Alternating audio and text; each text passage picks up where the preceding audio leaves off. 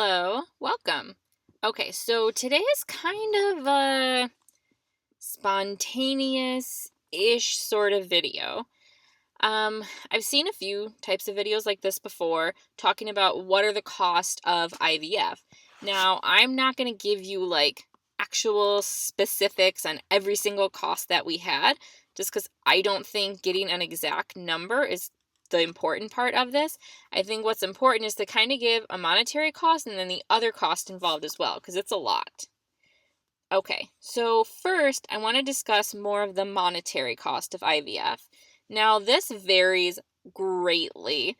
It varies a lot depending. So our number is not necessarily going to be the same as your number. So just kind of keep that in mind. One thing I want to mention too, related with the cost, is I will say what we actually paid out of pocket and what other people paid, because we were very, very lucky and somebody helped us with a good amount of our IVF cost.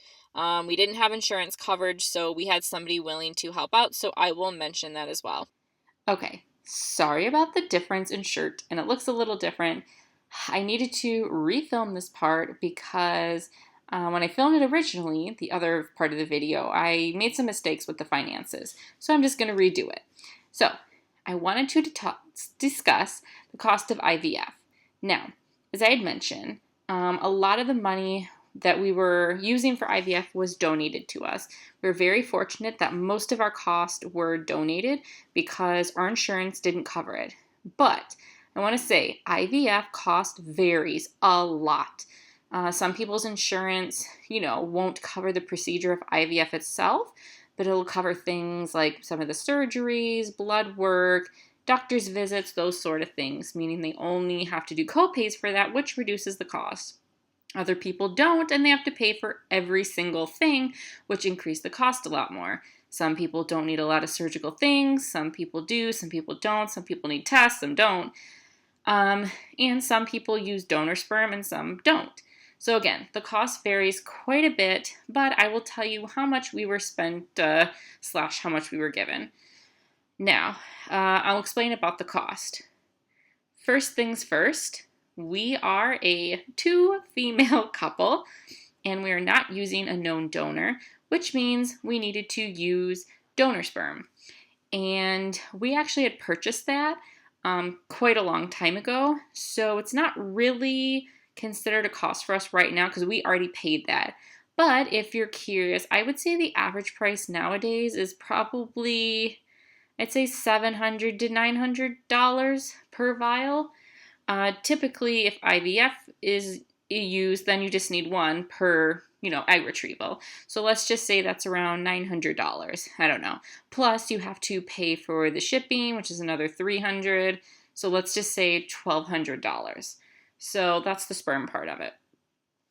And then the next thing you have are, again, really depends on the cost. You might only have to do copay, then it's going to be less, but if you have to pay for each individual thing, I can't really give you a cost for that. I will include a video from, I think her name is Chelsea. I'm pretty sure that's how you spell it. She went through and had to pay, I'm pretty sure, for each individual thing.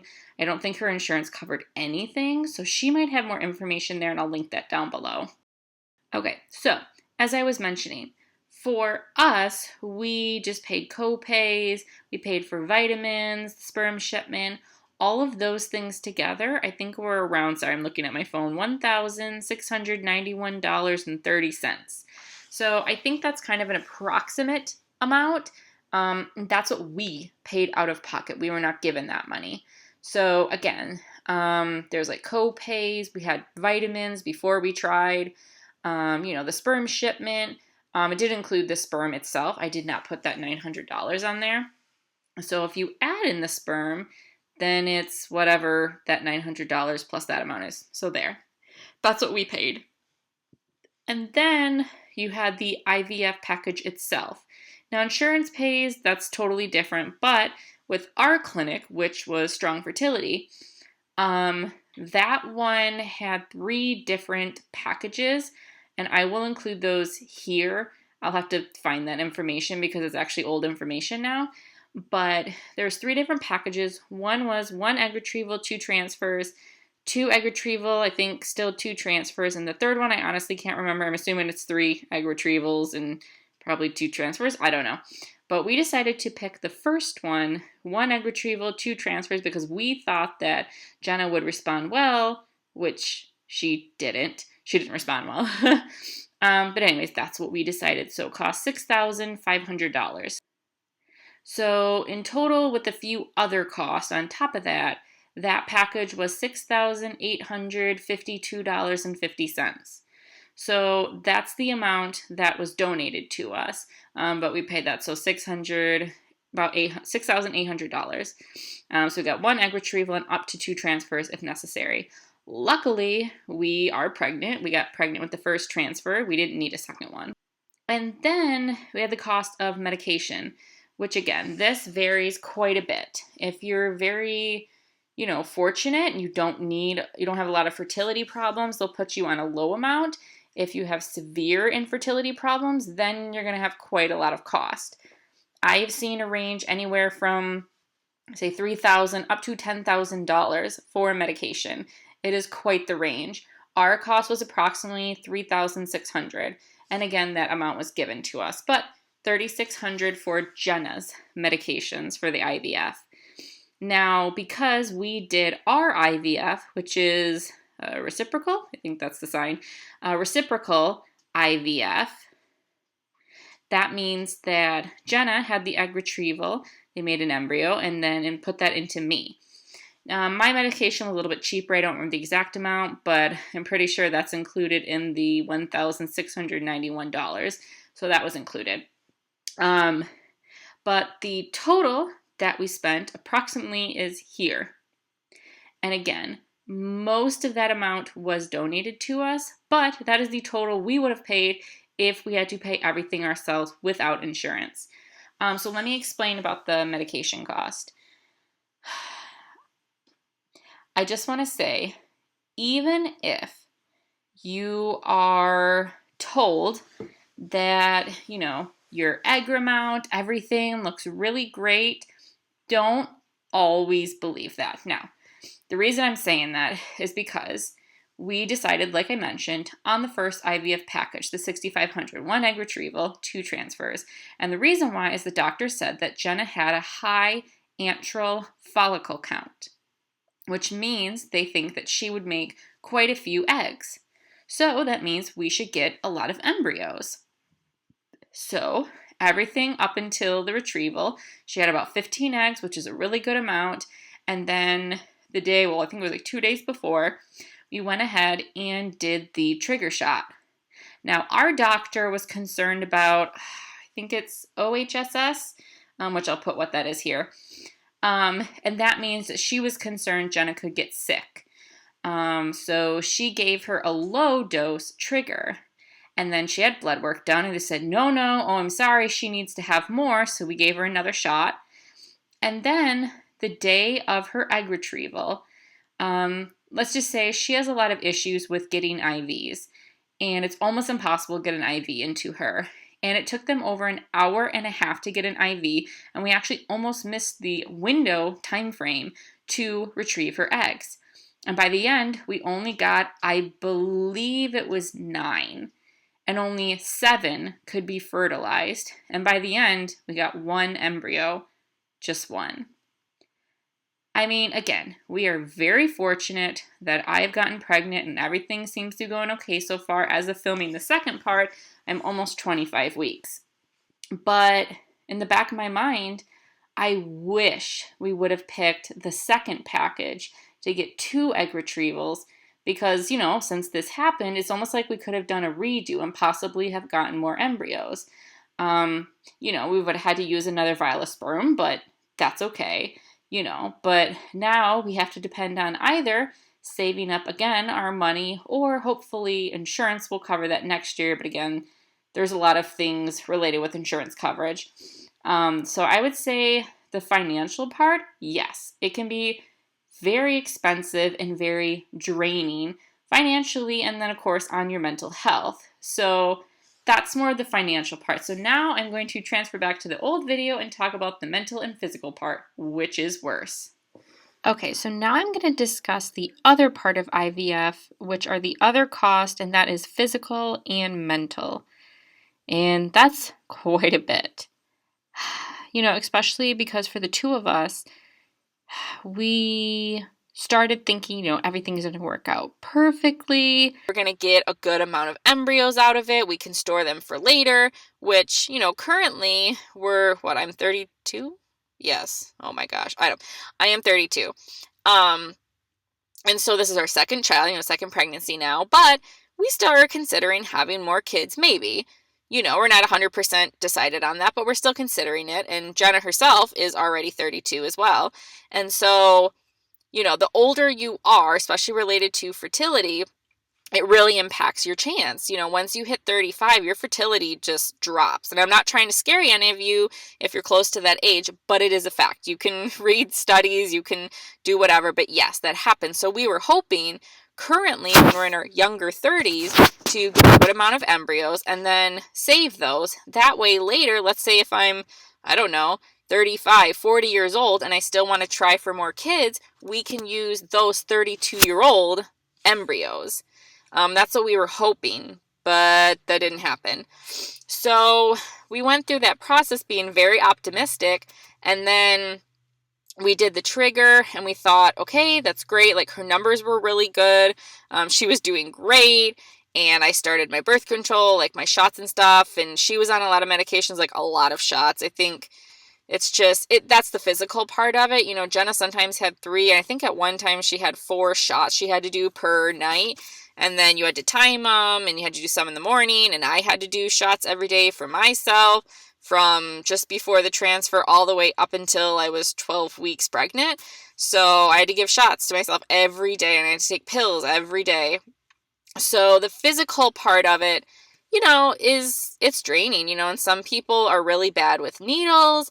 And, that means you have to give yourself shots like all the time, whether it's in the stomach, the leg, the butt, whatever. And it's a pain. Like some people end up getting bruises and just, there's a lot, and if you have to do PIO shots, it's in your butt. So you have to give yourself a shot in the butt every single day, which is pretty awful. And, some people have to do that twice a day, depending on their regimen. So the physical part is very hard, but I think mental is just worse because after we went through the trigger, I gave her the trigger and then we were hoping like, okay, the next day everything's going to be great and perfect.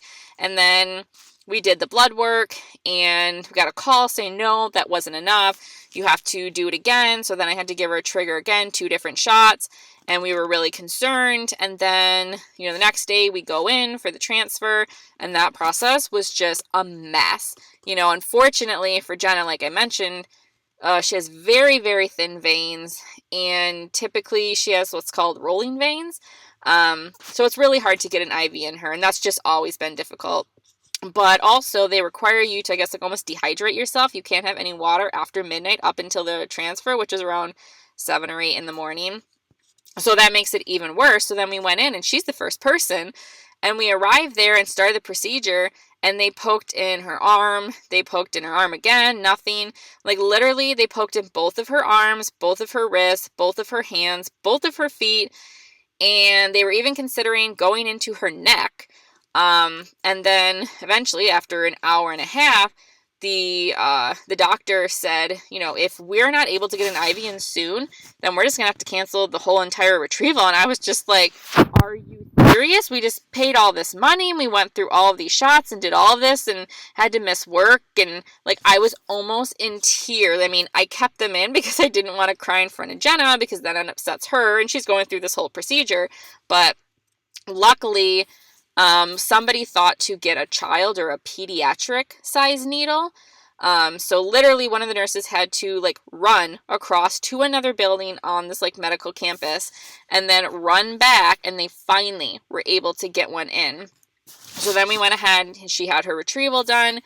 And at first they had said before, we think that probably we'll get about 15 eggs from you, hoping that, it'll go down to 5 or 6 embryos. But then after we had the bad trigger and we had, the bad IV and everything taking so long, I think we only ended up getting 9. I believe it was 9 eggs. And again, I just was so depressed about it. I was just, okay, great. Like, you know, and I felt so bad because for Jenna, I know she probably feels bad because, you know, I mean, it's not really her body's fault, but, you know, you still feel like it's your fault because she's the one that's providing them. And so I felt bad because I was just sad about the entire process. And, you know, like I said, after that, then we waited, and obviously we only got the one, which is one little embryo, and so far, still made it. But yeah, that IVF procedure just, it was so stressful and emotional, and honestly, would we do it again? Maybe. You know, right now, we're talking with our insurance and seeing potentially it will be covered next year, but we have to see if we even qualify and all of that. So we'll probably talk about that more later if that's something that we decide to do again, you know, why we're doing it again, the procedure, all of that. But honestly, if we had to physically pay ourselves, I don't think we'd ever do it again. You know, it just, you think that everything is going to go great, and then you go through all of that, you pay all that money, and then, you know, I mean, if this embryo didn't work, we would have had nothing, zero. So that, I mean, we were just really fortunate that this worked, like really, really lucky. And I think that's what a lot of people don't understand when it comes to IVF. And, you know, I mean, honestly, we're just lucky that we already had one kid and we have the option of doing IUI if we really need to, but some couples don't. IVF is their only option, and they've tried for many years and they can't get anything. So I think the cost, monetarily, this cost, again, is expensive, yes. It can even be worse, $20,000, $30,000, $40,000, but I think the mental aspect of IVF is really worse. So I just kind of wanted to warn you, you know, if you guys are considering doing IVF, first of all, make sure you save money. I mean, if you're lucky and insurance covers it, great, you're fortunate. But if not, you know, just try your best to, you know, find places like you could maybe try CNY Fertility here in New York. They offer cheaper packages. You know, their approach is more kind of a factory approach because they just have so many clients or patients there. So with that one, you do have to be a little bit more like assertive and involved in the process yourself, but you can. Or places like my clinic, you know, they offer packages that are a little bit cheaper. I know there's a lot of different places that offer some sort of package deal, which might be worth it for you. So that's just something to consider when you're saving, like monetarily, but then also mentally prepare yourself because IVF is not easy. No matter if the process works out smoothly and, you know, smooth as butter, it doesn't matter. Like, still, it's a mental game. And it's really hard. It's just mentally hard. So I just want to talk about, you know, all of the IVF cost, monetarily, mentally, physically, you know, what our experience was. And we'll see if we get to do it again. We'll definitely keep you informed if we're able to do that and what happens. So yeah, thank you so much for watching. Hopefully you guys have enjoyed this video. If you have any questions for me, whether it's related to the IVF procedure, reciprocal IVF, the monetary cost, anything like that, just let me know and I will try my best to answer. And if I don't know, I will try to research and then let you know the answer. Again, if you're going through IVF right now, good luck. I'm there for you. And if you want to just rant down below and tell about your experience, whether it's positive or negative, that's fine. Leave a comment down below. Let me know, what was your experience with IVF? Did it go well? Did it not? Are you still going through it now? Let me know. All right, thanks so much for watching and see you in the next one. Bye!